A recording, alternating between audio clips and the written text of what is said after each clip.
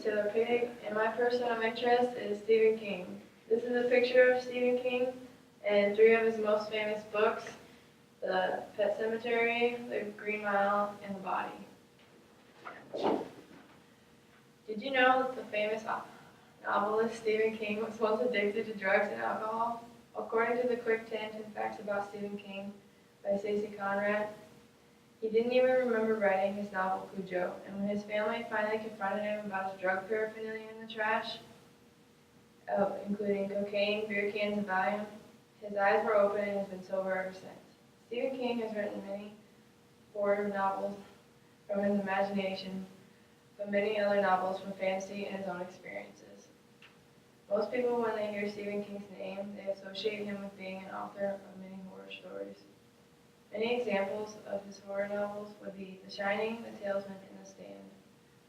Found in the article, The 10 Greatest Stephen King Horror Novels According to Goodreads, the painful, hard thing about Stephen King's writings is that so often he takes something real, builds something that people can experience in the real world, and builds a supernatural off of that. The Shining, there's Jack's alcoholism. In The Salesman, there's Jack's and Jason's mother's cancer. The Stand is on our fear something somewhere in one of those labs getting out of control. In Pet Cemetery, it's the death of a child. So much of his books are completely real and unbelievable. Horror stories are not the only thing Stephen King can write a story about. He also has written many non-horror stories. Stephen King is not only a good horror story novelist, but he also has written many other stories that have been very successful, like The Green Mile, Shawshank Redemption, and The Running Man. From these examples, you can see that Stephen King doesn't just have a dark side to writing, but also a fantasy side. In the book called The Green Mile, he writes about a man on death row, but also has a magical power to heal people of their sickness. In his other short story, Shawshank Redemption, about a man falsely accused of murder and pulls one over on the warden when he is illegally doing their taxes and makes millions after he escapes. Stephen King's non-horror stories are just as good as his horror stories, by playing off something that is real, and sometimes in stories he even writes about his own life. Stephen King has written about experiences from his own book and made them into a best-selling novel.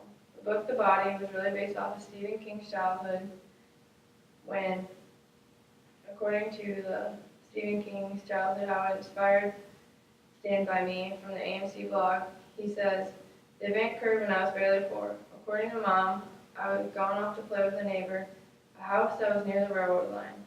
It turned out the kid I'd been playing with had been run over by a freight train while playing or crossing the tracks. This event set up the whole book and movie.